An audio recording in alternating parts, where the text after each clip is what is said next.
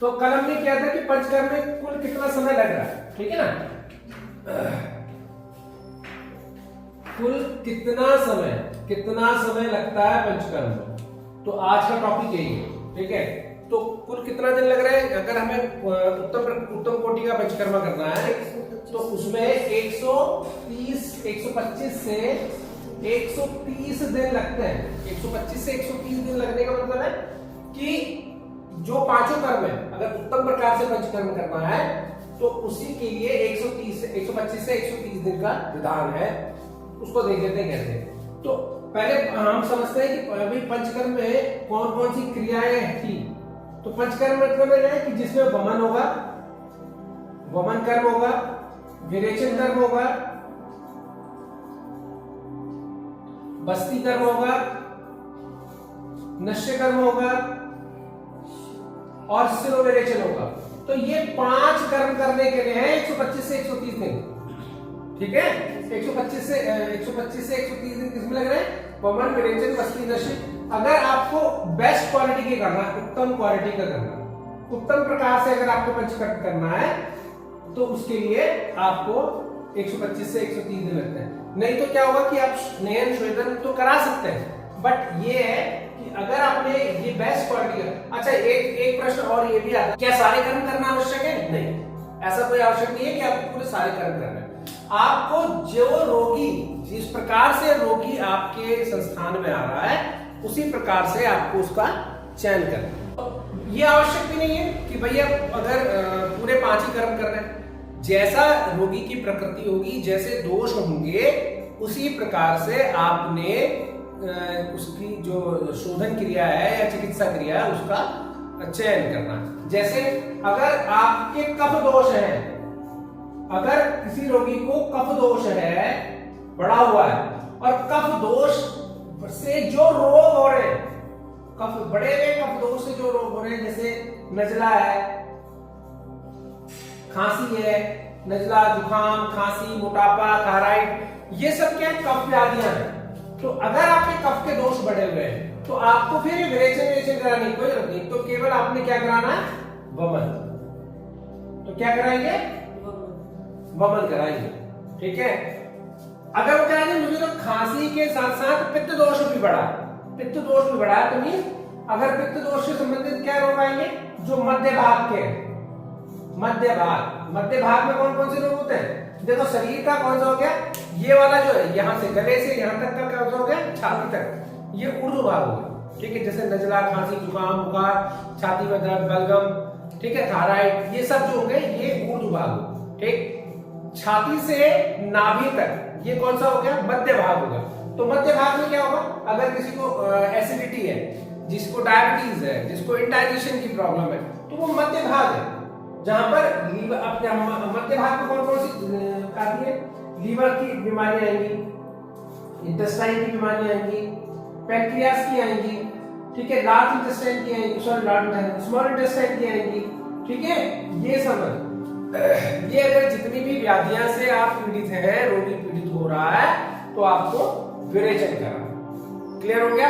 तो अगर आपको कह रहे हैं मेरे को तो केवल इसी की बीमारी है, तो आपको कफ निकालने की जरूरत नहीं है, कफ दोष की जरूरत नहीं है फिर, ठीक है। उसमें आपको केवल पित्त विरेचन ही करना। तो पित्त के लिए क्या कराएंगे, विरेचन। पित्त के लिए क्या कराएंगे, विरेचन करेंगे। क्लियर हुआ। और वो कह रहे हैं अगर अच्छा, वात के कौन से दोष होंगे, वात में जैसे संधि के जितने विकार होंगे, संधियों के जितने विकार हैं, कमर के, घुटने के, गर्दन के, अगर शूल मीन्स दर्द होगा, शूल मीन्स शोथ मीन्स सूजन हो रही है, अगर शोथ है, शूल है, कष्ट है, अकड़ाहट है, दृढ़ता है, तो उन सभी में अगर फ्लेक्सिबिलिटी की भी कमी है तो वो वात रोग बढ़ रहा है, तो वात रोग की चिकित्सा बस्ती करेंगे और वमन और विरेचन करने की कोई आवश्यकता नहीं। जैसे जैसे दोष आपके शरीर में है वैसे वैसे हमने उसका चयन भी करना। क्लियर हो गया। तो ये नहीं कि भाई अच्छा वो कह रहा है कोई स्वस्थ व्यक्ति है और वो कह रहा है मैं तो पूरे 5 कर्म कराऊं, तो 5 कर्म के लिए हम स्टार्ट यहीं से करेंगे, वमन से करेंगे। पहले वमन करेंगे, फिर विरेचन करेंगे, फिर बस्ती करेंगे, फिर नश्य करेंगे, फिर उल्टा क्रम नहीं करना। ये नहीं कि पहले मस्ती करूंगा जी मैं, फिर तो मैं वमन करूंगा जी, फिर प्रिपरेशन करूंगा, नहीं। अपने हिसाब से अगर कोई रोगी ऐसा मिलता है तो आपने उसका चयन बिल्कुल नहीं करना है, उसे कहना जो करना है घर पे कर, यहाँ कुछ नहीं। क्लियर हो गया? तो जो मैंने आपको पहले भी बताया था, पहले लेक्चर में हमने कहा था कि भाई किन किन लोगों को पंचकर्मा नहीं कराना। तो जो अपने आप को वैद्य समझ रहा है, जो आपकी इंस्ट्रक्शन फॉलो नहीं कर रहा है, उसको तो पंचकर्म कराना ही नहीं तो वो आपको क्या अपयश देगा। तो ऐसी कंडीशन में आपने उसको पंचकर्म नहीं कराना है। क्लियर हो गया? चलिए, अगर पंचकर्म पूरे 5 कर्म कराने हैं तब जाके 125 से 130 दिन लगेंगे। अगर वो कह रहे हैं मुझे तो केवल वमन करना है, तो आप वमन को देखते हैं कितने दिन लग रहे हैं। वैसे तो मैं कल भी बताया था वमन में कितने दिन लग रहे हैं। तो केवल वमन के लिए, केवल वमन, अगर वमन कर्म कराना है केवल, तो उसमें कितने दिन लग रहे हैं उसको देखते हैं।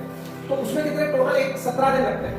देखो 17 दिन लग रहे हैं केवल वमन के लिए, केवल वमन के लिए। ठीक है, अब देखते हैं। तो पहले 1 से 7 दिन हम क्या कराएंगे उसको, 1 से 7 दिन हम कराएंगे पूर्व कर्म। ठीक है, पहले 1 से 7 दिन हम क्या कराएंगे, रोगी को पूर्व कर्म कराएंगे। पूर्व कर्म कराने में क्या क्या आएगा भाई, हमने उसका स्नेहन करना है, उसका शोधन करना है। ठीक है, स्नेहन शोधन में क्या आएगा, देखो पहले 1 से 7 दिन में हमने क्या करना था, स्नेहन कर्म।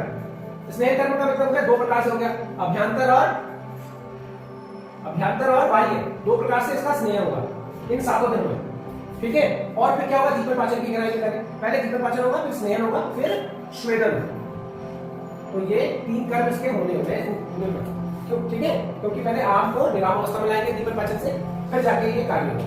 तो स्नेहन कर्म से क्या होगा, अभ्यंतर का मतलब हो गया घृतपान करेंगे, इसमें घृतपान में घी पिलाएंगे।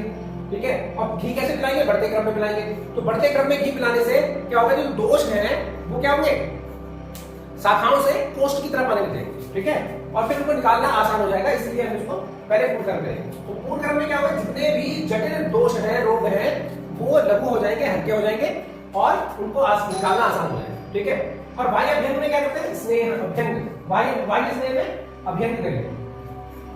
ठीक है, तो बाह्य स्नेह में हम क्या कर रहे हैं, अभ्यंग कर रहे हैं। तो इसको हमने और स्वेदन में क्या करेंगे, अब जो स्नेहन का काम था वो दोषों को लघु करना था, वो दोषों को लघु करना है।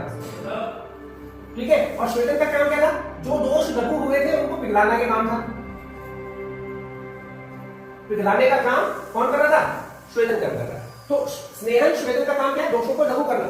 जो जटिल दोष है भाई, हम स्नेहन कर्म कर क्यों रहे हैं, हम स्नेह घी, बहुत से लोग ये कहते हैं हमें घी पिलाई भी रहे हो। तो घी हम इसलिए पिला रहे हैं क्योंकि जो दोष आपके शरीर से चिपके हुए हैं, हट नहीं रहे, पुराने हो गए, जीर्ण हो गए या शरीर में वृद्ध हो गए हैं, उनको लघु करेंगे। हटाने के लिए पहले जो उसको खींचेंगे नहीं कि बहुत जटिल अवस्था में, तो पहले हम उसको लघु करेंगे। लघु मींस हल्का करेंगे, सॉफ्ट बनाएंगे, they become soft and it will be easily evacuate from the body. तो हमने इसी प्रकार से दोषों को उसको बाहर निकालना है। क्यों? क्योंकि पहले हमने उसको पिघलाना है। ठीक है, और जो दोष लघु हुए थे उसको हमने किससे पिघलाना है, स्वेदन से। तो स्वेदन से पिघलाने के बाद हम उसको कहां मिलाएंगे, कोष्ठ में। तो कितने दिन लग गए हमें पूरे पूर्ण कर्म में, 7 दिन। ठीक है, अब 7 दिन के बाद हमने 8वें दिन क्या करना है, ये देखो 8वें दिन हमने करना है कफवर्धक आहार। कफवर्धक आहार क्यों ले लें, कफवर्धक आहार क्योंकि हम वमन की कफ दोष की चिकित्सा कर रहे हैं। तो कफवर्धक आहार से क्या होगा, थोड़ी सी जो दोष इकट्ठे हुए हैं उनकी वृद्धि और हो जाएगी, तो जिनको निकालने में आसानी होगी, तो कफवर्धक आहार देंगे। और 9वें दिन हम क्या कराएंगे, इसका वमन कर। तो वमन कर कैसे कराएंगे, जिस दिन वमन कर कराते हैं तो प्रातः काल हम क्या करेंगे, पहले उसे मुलैठी का पानी पिलाएंगे और फिर हम उसको वामक द्रव्य देके वमन करा देंगे। तो कितने वेग आने चाहिए, हम वमन कितने वेग आएंगे उसमें, तो उसमें जैसे आपके अगर 8 वेग आएंगे तो वो उत्तम है, और अगर 6 वेग आएंगे तो वो मध्यम है, अगर 4 से 3 वेग आ रहे हैं, 3 से 4 वेग आ रहे हैं तो वो हीन शुद्धि हुई है, ऐसा हम करेंगे। तो फिर ये तो 9वें दिन हमारा वमन हो गया। फिर इसके आगे 1 से 7 दिन फिर पुनः क्या करेंगे, पश्चात कर्म करेंगे। क्या करेंगे, पश्चात कर्म क्यों करेंगे कि हमने जो इसको रेगुलराइज करना है, जो हम वमन करा रहे हैं, तो जिससे हमारी जो जठराग्नि है वो ऊपर की तरफ आ रही है, तो हमने उसको पुनः स्थापित करने के लिए पश्चात कर्म करना है। तो जिसमें क्या करेंगे, आपकी जो दिनचर्या है उसको मेंटेन करेंगे, दिनचर्या, आहारचर्या और औषधचर्या। अगर जिस रोग से वो पीड़ित है उसको भी यहाँ पर हम करेंगे, दिनचर्या, आहारचर्या, औषधचर्या। तो इस प्रकार से ये कितने दिन हो गए, 16 दिन। और जब 7 दिन पूरे संसर्ग हो जाएंगे तो 8वें दिन हम क्या लेंगे, सामान्य सामान्य आहार हमने। तो सामान्य आहार लेने के बाद कितना हो जाएगा? पूरे 8। तो 7 दिन तो ये हो गए थे, 7 प्लस 8 9, 9 दिन तो यहाँ हो गए थे ना। तो 9 और 1 से 7 दिन के पश्चात करेंगे तो कितने हो गए? 16। और 8वें दिन हम क्या करेंगे? सामान्य आहार। तो टोटल कुल दिन कितने लगे हमारे? 17 दिन। 17 दिन हमारा किसमें लगे? वमन कर्म में कफ दोष के शोधन के लिए की जाने वाली जो क्रिया है उसमें कुल अपेक्षित समय जो है वो 17 दिन का है। तो ये मेरा बताने का उद्देश्य था। तो अगर वीडियो अच्छा लगे तो उसको लाइक करो, सब्सक्राइब करो। धन्यवाद।